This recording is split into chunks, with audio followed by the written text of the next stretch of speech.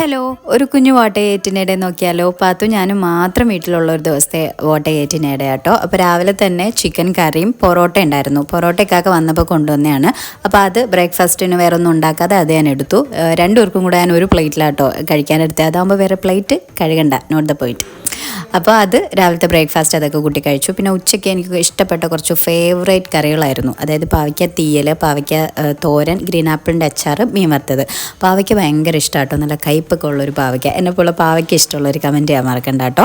പിന്നെ വൈകുന്നേരം കുറച്ച് വർക്കും കാര്യങ്ങളൊക്കെ ഉണ്ടായിരുന്നു. അപ്പോൾ അതിൻ്റെ ആ ഒരു ബോർഡം മാറ്റാൻ വേണ്ടിയിട്ട് ചിപ്സ് ഒരു 2-3 ചിപ്സൊക്കെ എടുത്ത് കഴിച്ചു. പിന്നെ അതേപോലെ തന്നെ കിക്കാറ്റിനോളം ഇഷ്ടപ്പെട്ട വേറെ മിഠായി എനിക്ക് വേറെ ഒന്നുമില്ല. കാരണം അത്രയും ഇഷ്ടമാണ് കിക്കാറ്റ്.